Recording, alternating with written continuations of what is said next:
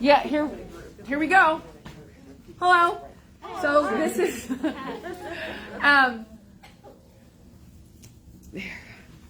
for now anyway. So tonight is about safety, and just to start out, you know, last week when we got back, it was dark, right? Okay, so how many people brought their light tonight? A light, any light. Raise your hands high. That's pretty good. That's pretty good. I brought mine too, and I don't know what this is gonna look like on the camera. But I brought mine. This is really cool because, let's see. So it's pretty bright, yeah, sorry. And did you see what just happened? Yeah. Is that not cool? Sorry. Warning. You can go like this. Yeah. Really? Sorry. So you can't talk with your hands though. Yeah. And I also have a vest that's got just a lot of reflectivity on it. So obviously when it starts getting dark, a couple of the things that we can do to be more safe are to have lights, either headlights. Somebody's probably going to talk about knuckle lights. There's lots of blinky lights that you can put on your fabric that are super, super lightweight. Those work too. Reflectivity is a big deal. So there are lots of vests, different types of vests that have reflectivity on them. So those are some of the different things about apparel. And you can see this stripe right here, that's reflective. Okay. A lot of times there's little pops of reflectivity on our shoes, believe it or not. And so the other thing I'm going to talk about a little bit is awareness and crossing Front Street. So dusk and dawn, the light that occurs at dusk and dawn makes it more difficult for people in cars to see you. And so that's a really especially important time to be aware and get the person that's driving the car, either get their eye contact or just let them go. Because if there is a collision, the person's going to lose. Okay? So be especially aware of that this time of the year. Other thing about awareness is, you know, when we're at Riverfront Park, Minto, sometimes into Wallace, we get into conversations, which is awesome. That's a huge, huge part about this whole clinic is conversation pace, right? And as we know, how awesome it has become to go to Riverfront Park and Minto because of the bridges now. The Union Street Railroad pedestrian bridge and the Minto bridge basically combine three awesome parks: Wallace, Riverfront, and Minto. And because of those bridges, more and more and more and more people have gone out there, which really is awesome, right? Because they're getting out there, they're exploring the place, they're getting exercise, right? They don't necessarily look at it like that, and that's okay, but they are. They're getting out there, and that's just one of my most favorite awesome things about those bridges. But at the same time, with more people, especially when it's nice weather, we have to have awareness. Now, when it starts getting darker, we also have to have awareness. Sometimes people are out there and don't necessarily mean any harm, but we kind of have this, you know, mentality that something around the corner might not be safe. And so one of the ways to deal with that is to have a sharpened, heightened sense of awareness. And how do we do that? We walk and run with confidence, okay? We walk and run with just a heightened sense of awareness. And I'm going to jump to the gun because the leaders are all going to have a chance to talk a little bit about safety as well. But I want to talk a little bit about headsets. Let's see, I might go and show you again, but there's a product we have called Aftershocks. Aftershocks is a bone conduction headset. Bone conduction means the little earpiece thingy goes right here on the temple, right there. Nothing at all goes inside of your ear. So imagine that. Through bone conduction, you're able to hear whatever is happening on the music or podcast or whatever that you're listening to, but you can also hear everything else that's going on around you. Okay? Is there anybody here that's used aftershocks? My husband. Okay, so a few people have, yeah. I honestly have a pair and I do use them, but guess what? I've never used them running before. Because I'm kind of old-fashioned, and for 24 years I've preached awareness, and I used to say don't wear headsets at all, but I kind of lost that battle because people wear them. I know, I get it. I use it in the kitchen when I'm chopping vegetables so I can talk with my family and have both hands free. But in all sincerity, it's truly a safety issue, a safety thing. I encourage people, if you're going out to an area of the park that you're not familiar with and you feel a little nervous about it, don't go there. Just don't go there. You know, if you don't have a dog or a buddy to go with you and you're not comfortable, don't go in that situation. Okay? There's lots of awesome trails in Minto, for example. Some of them are more well used. Okay? Like the parking lot at the dog park is supposed to be one of the safer parking lots because a lot of people go there. Okay? And I added a lot of extra things in the update, but those are just some of the things I wanted to highlight. In addition to some of the gadgets, we have a couple different kinds of mace. All right, so we have that here. We also have ripcord sirens.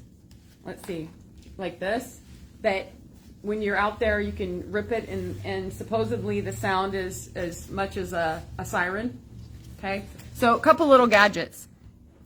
So that's my little show and tell for now. And I'm going to have you guys come up one by one and just, you know, the leaders are going to talk about their idea of safety and just share some of their experiences. And we'll just kind of go around from there. Can I ask a question? Yeah, sure. So we do a lot of trail running. Do you think, and sometimes we're iffy of the big cat kind of thing, not us, but like real cats. Do you think that The cougar? Yeah, the siren one would scare away something like that? It would be helpful to carry that versus mace? Because mace Yeah, obviously doesn't the work. question has to do with a cougar that has been sighted, not recently though, right? No, but like we even go In trail August. running. Yeah. Oh, in the other trails and stuff like that, yeah. Would the ripcord sirens scare that cougar away? Yeah, more so than anything else you can think to take Yeah, when you're running. that's a great question, and I don't know the answer. I don't know. I just know that with cougars, you're supposed to not run fast, not run away. You're supposed to act big, like, you know, like I mean, big, and that's why it's safe to. That's why it's safer to go with groups of people. Sure. Yeah, that kind of thing. If anybody else knows the answer to that question about the cougar, feel free to ad lib. Because you don't get like a bear horn or whatever. Maybe that could work for cougars. Thanks. All right, so I'm gonna repeat a little bit of what Susan said, but all on the themes of preparedness. So I have 3 things to share. So one would be, again, just re-emphasizing that idea of the sun in the sky in the morning and the evenings, being aware of what time of day it is when you're out, and cars and their vision. You know, we've got in the morning school times. Schools are in session and drop-off times go, you know, there's several hours of time in the morning when we might have a lot of parents rushing to schools and not paying attention to walkers and runners that are out there not related to the school. So, and then time of day, depending on what direction you're facing and the sun in your eyes. So even as a driver, being extra cautious and aware of folks that are out on the sidewalks and nearby. So a reminder about that. Susan mentioned Knuckle Lights, and I use them. But on preparedness, you know, it's great if you keep things in your car and ready to go for when the seasons change, and now it's darker and we need our lights, but these don't do me any good if I haven't switched the batteries in them. Some lights charge, so you can charge them, but again, you have to remember to charge them. So just be mindful of, have you charged them? Have you changed the batteries? Can you have your own laser light show with bright lights that will keep you safe? And then the third thing, I just think of when I'm out, preparedness again. If I was in a situation like I rolled my ankle and I'm far away from my car, can I make it back? Do I need help? Am I with my buddies so I can get assistance? I don't want them to have to firemen carry me all the way back to my car, so I carry my cell phone with me. So if I need to make a phone call my husband, can you pick me up, or whatever, can you pick up coffee on the way? Well, you get me, whatever I need, at least I'm prepared to do that. And ice cream. Yeah, whatever it takes. I'm gonna just, okay. No, you know. Thanks. That was awesome. Thank you, Alicia. I just wanted to show you the aftershocks. They're super, super lightweight, and so they go like this. So it goes down here like that. So you can see how it goes right there. I'm gonna pass these around so you can see how unbelievably lightweight they are.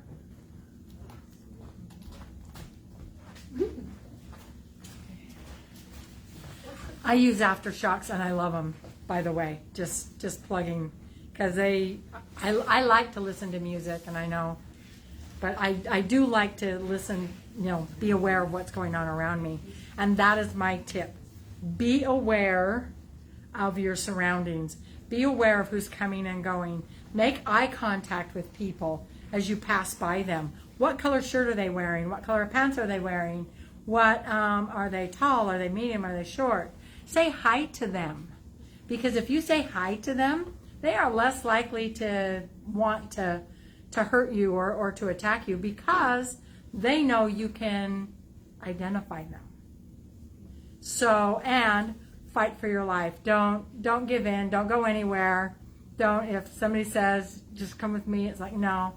So that's why you need to be aware. Most people are molested, abducted, whatever, because they're not paying attention. They're either on their phone, they're in their car, they're in their car with the doors unlocked, going over their list or whatever, and they're still in the parking lot and somebody jumps in.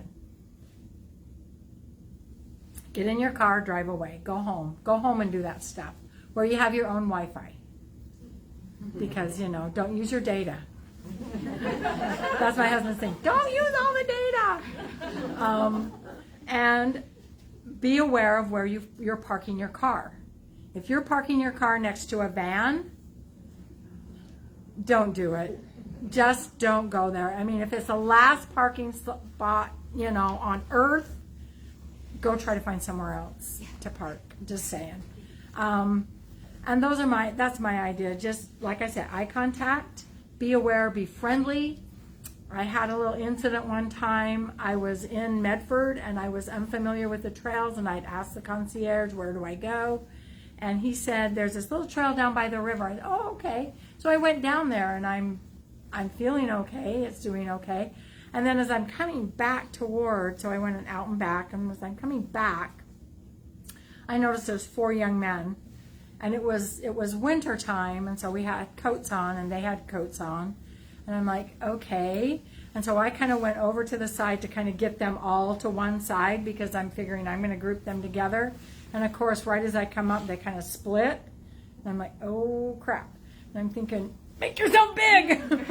Make yourself look like you do this, And so it was like I wanted to make myself as big and intimidating as possible. And then I looked at them and said, hi, how are you guys? And they said, oh, hi. And they said, Merry Christmas. I said, back at you, And then I came along, I was going along, and then there was this couple with the dog. And I thought, oh, it's a couple with a dog. And I thought, oh, big mistake. Because they could be, you don't let your guard down.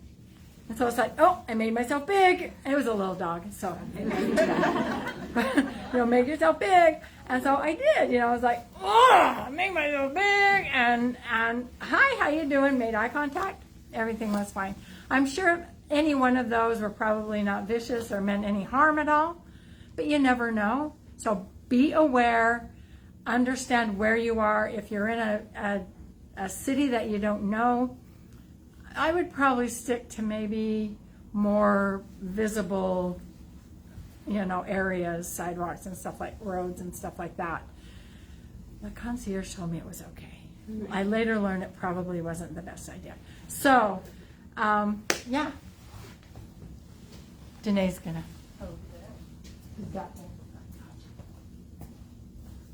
Right, so Danae Johnson here, Panther leader. So as we kind of talked about, I think running in groups, by all means, if you can run in a group, be with people. If you don't have someone to run with, let someone know where you're going. So when and if I do run alone, I let my husband know I'm going to this park, this is how far I believe I'm gonna run, this is how long it should take me. Just in case I'm not back in a certain time period, at least someone knows where I was at. And if you are alone, as Jana said, be big. Jana, I hope someone knew where you were at that time. And then also there's all kinds of products out there. So like, for example, with my Garmin watch, there is an emergency alert feature on there. So making sure you understand how to use those features and are utilizing them. I know with the feature on the watch, if I did hit the emergency alert, I'd have to have my phone with me because I've actually tested it to where if I didn't have the phone, it's not going to send anything to anyone. So making sure you understand those features and test out those features before you actually need to use them. Those are my tips.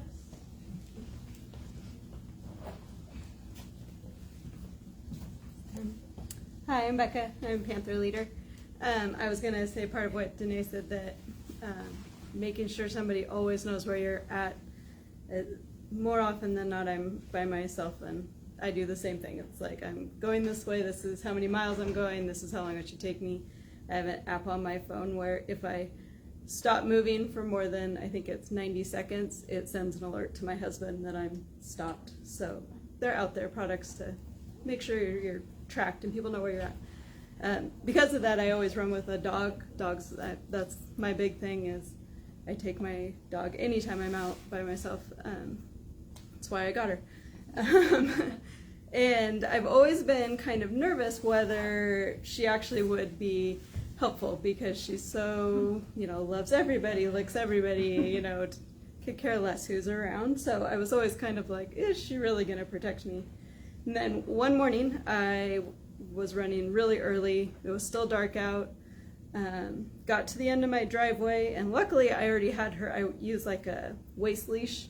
So luckily I already had her on her leash. Got to the end of the driveway, and the guy was walking, or I think he was in a car, throwing the newspapers out, and he startled me, and I just kind of like gasped, because he startled me, and she came unglued. It was all I could do to hold her back, and I wasn't like, he was perfectly fine and like in his car just like leaning out throwing a paper, but I definitely know that they will protect you. Even if they act like babies. She was ready to protect me. So. Now hold on. So this is a low-tech method of identification. It's called Smart ID. And it might be the same company. Maybe. Probably, Smart ID. So Becca's going to tell you about a higher technologically method of Smart ID. Well, this one, what I have is a road ID, so I'm not sure if it's the same, and it's a website, roadid.com. And so my bracelet here, it has my name, it has my husband's name and phone number, and then you can add things like if you have an allergy or if you're diabetic or whatnot, it gives you a different space. Then there is a phone number and a website, because if you were to be like, something, an ambulance had to be called, you weren't conscious, they can call this number and you have all of your information on file, and they can give the ambulance your husband's contact, whatever it is. It also is connected to the app I was talking about, and so when I leave for a run, I turn it on, and it tracks me the whole way, so he can pull up his phone at any time and see where I'm at, and if I stop moving, it sends an alert. It gives me like a 10-second warning to move or turn it off, or it sends him a text saying I've stopped moving. So it's an option, especially out, out in the park by yourself. That I wouldn't go, but but yeah. So there's things out there if you're ever nervous about where you're going or where you'll be. So that's all I got. I'm Linda Gilbert, Jaguars, and my tip is about dogs. Not nice dogs that you get to go with you, but the dog that is randomly out there, unleashed, belonging to who knows who, and wants to make some kind of contact. And I've had it happen several times, and what I've learned is that do not mistake it for a cougar. This is not the time to be big and that kind of thing. It is the time to be as small as possible and not make eye contact and absolutely still.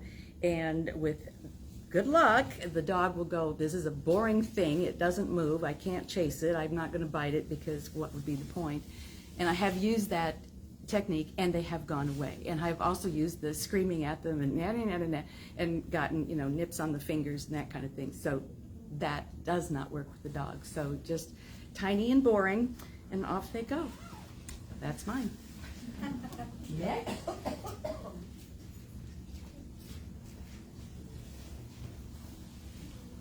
Hi, I'm Debbie. I'm also going to talk about dogs. So I had a lab whippet pit mix and was able to go wherever I wanted. I didn't ever feel concerned. My dog was super friendly, but she is a pit. And so I had someone ask me once out in Wallace Park if my dog would bite. And I said, well, I don't know. Of course, my dog's wagging her tail and licking all over the place. But I said, yeah, if I'm threatened, she probably, she'll defend me. And, I never had the sense that, I just always felt safe having a dog. She's passed away now, and I don't have a dog. I do like to run on trails. And so it occurred to me last week when we were talking about this, that I'm surrounded in my neighborhood. I have 3 neighbors who have dogs that bark all day long. And so I asked one of them if I could borrow their dog. So that's my clue. If you don't have a dog and you want to run by yourself on a trail, there's dogs all over the place that need to go with you. So I haven't found mine yet. I checked I have neighbors that have 2 beautiful a black and a brown lab that bark at me every time I go out in my yard. And, I went and asked if I could borrow one of their dogs, and their dogs have never been on a leash. And so all they have is a yard smaller than this space. So I'm not going to train anybody's dog, but there are dogs out there that want to be your running partner if you want to. That's all. Hello, I'm Morgan. I'm a Panther leader. I am not going to be talking about dogs, but so most of you already said what I was going to say. The eye contact thing's a really good thing. So whether it's a car coming at you and you're crossing the street, make eye contact with the person driving, because a lot of times they won't see you. And also as you're approaching people, make eye contact, and like Jana was saying, do say hi. I remember in the talks past with different officers, they've let us know that if you are more assertive and you say hi, people are less likely to bother you. So letting them know that you're there, and so they won't come get you. Another thing I don't know if it's been mentioned yet is reflectors. So the clothing you're wearing, especially if you're doing a really early morning person or a night person when it's already dark, having reflectors on your gear. I don't at the moment, but usually I do. On your shirt, just making sure that people can see you. So especially if you are running in a darker time, kind of run towards the traffic, so their eyes or their lights can see you if you're needing to, rather than having your back to them, because that's a better way to know to be able to judge where the car's going to go.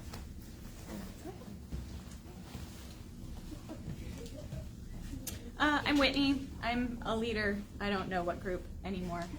But to piggyback on what Morgan was saying about making eye contact with drivers, a few years ago I was running down Sunnyside, and just as I was stepping off the curb on a side street, I thought to myself, uh-oh, I didn't make eye contact with the driver. And sure enough, I stepped off the curb just as she started to pull forward and she tagged me. Thankfully, I was fine, but make sure that before you cross any road, you are making eye contact with the driver and you're making sure that they actually see you. The one other thing I wanted to mention was bikes. If you are somebody who is listening to headphones, if you've noticed out in the park, they don't usually call out to let you know that they're coming up. And some of those bikes are pretty quiet. So if you're out where you think there are going to be cyclists, make sure you are maintaining awareness so that you're checking behind you occasionally, you're listening for the sound of that bike tire, because they're not going to call out to you and let you know.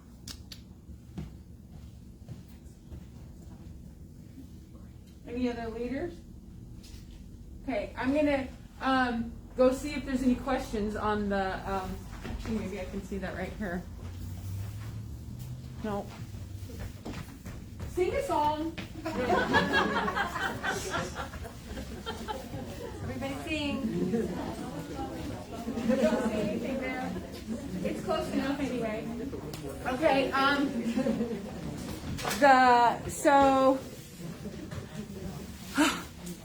Any questions of anyone in here about safety?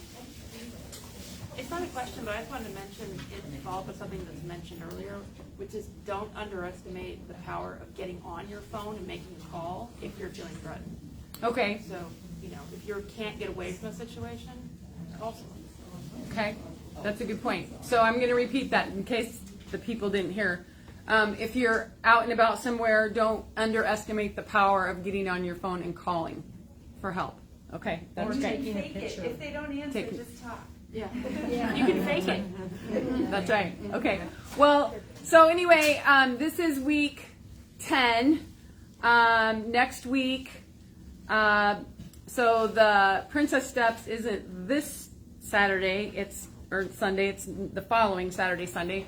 And I think we're up to registration is pretty good, but there's still time to register. So with that, I'm gonna sign off of here and release you out into there. And it's not bad out tonight, right?